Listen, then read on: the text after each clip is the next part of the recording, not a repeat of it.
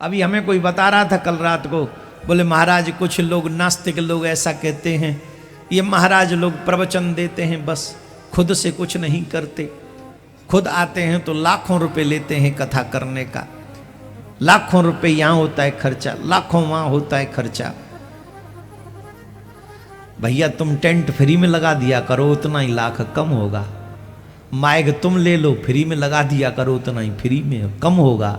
अरे भैया होल्डिंग भी लगाना तुम ही शुरू कर दो, अपने आप कम होगा। प्रसाद भी तुम ही बांट दिया करो, खर्चा कम होगा।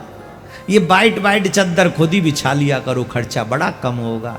ये कारे कारे माइक भी, ये कैमरा भी अपने घर में खुद बनवा लो, खर्चा कम होगा। हम तो कह रहे हैं ये मंडली वाले भी, संगीत वाले भी अपने पास में रखा करो कथा में। अपने घर में जब कथा करवाई अपने ही संगीत वाले रख लिए तो कथा में खर्चा कम होगा। और क्या, और क्या है वो हाँ एक ट्रेन खरीद लो, जब कथावाचक को बुलाओ तो डिब्बा में ट्रेन फ्री, आने वाला फ्री, ट्रेन खरीद लो, टिकट फ्री दे दिए, सब हो जाए फ्री।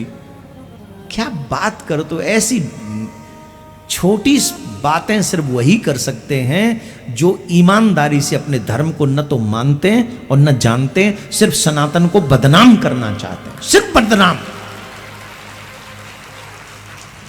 अभी देखो अंधेरा सा हो गया बादलों के कारण, अब ये लाइट नहीं होती कैसे काम चलता बोलो। अब ये लाइट वाले को जो पैसा मिलेगा महाराज जी ले जाएंगे। जनरेटर मैं चालू करके आया हूं, मेरो जनरेटर जी, फोकस मैंने लगवाए, जी माए के भीम बिगाड़ तो भीम उठान तो है जी मेरो है, कैसो चले दक्षिणा टाइम पे चाहिए, न चाहिए तो धमकी दें तो है, हैं? किसका है? तो इतने खर्चे, इतने लोग जुड़े। अच्छा इस बात को ऐसे देखो, एक कथा के माध्यम से कितने लोगों की आजीविका चलती है।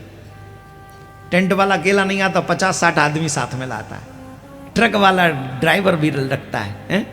फिर इसके अलावा जब जिन जिन जिन टम्पुओं में आप आए वो भी तो खर्चा लोड करो उसमें।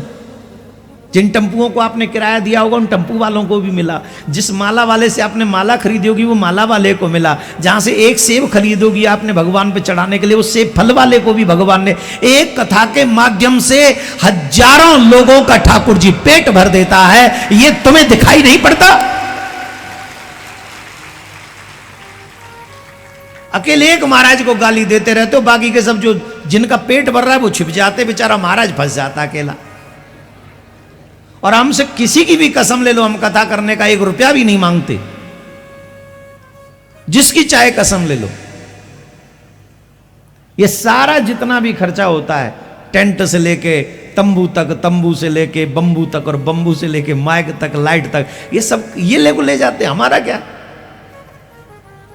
हमने तो कितनी कथाएं, अधिकांश कथाएं ऐसी की हैं कि 1 रुपया दक्षिणा नहीं मिली हमें कथा में।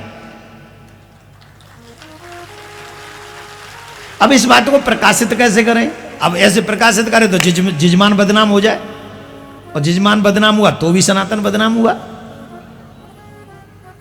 तो इन चीजों में पढ़ने की बजाय हमें यह सोचना चाहिए कि व्यास जी ने हमको दिया कितना है, खर्चा कितना हुआ वो आयोजक जाने, वो उनकी जिम्मेदारी है, आपकी नहीं। आप पर अगर कुछ बनता है सपोर्ट तो करो उनका, नहीं बनता है तो प्यार से कथा सुनो और अपने घर चले जाओ। बजाइए हाँ हूँ हुल्लड़ करने के, कोई पल्ले पड़ने वाला नहीं है। और ऐसा काम तो सिर्फ हम ही कर सकते हैं सनातनी, और आज तक कोई अपने धर्म का मैंने मजाक उड़ाता हुआ नहीं देखा, उपहास उड़ाता हुआ मैंने अपने धर्म का कोई भी समुदाय का व्यक्ति नहीं देखा। इसलिए उससे ऊपर उठो। पुराण ये कहते हैं जो अपने देव वेद की निंदा करता है, पुराणों की निंदा करता है, अपने धर्म की निंदा करता है, वो नरकगामी होता है। मैं नहीं कह रहा हूं, अभी मैंने उस दिन नरकों का वर्णन सुनाया था, बोला था कि नहीं? बोला था कि नहीं? भागवत के 5वें स्कंद में नरकों का वर्णन है, उसमें ये लिखा हुआ है, पढ़ लो खुद से।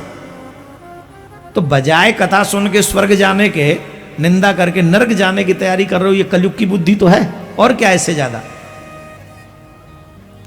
तो उस बुद्धि से ऊपर उठो जिससे ठाकुर जी तुमसे प्यार करे और तुम्हारा कल्याण करे। राधे राधे बोलना पड़ेगा। ये धीरे बोल रहे हो, जी बात ठीक नहीं तुम्हारी। हाँ ऐसे बोलो।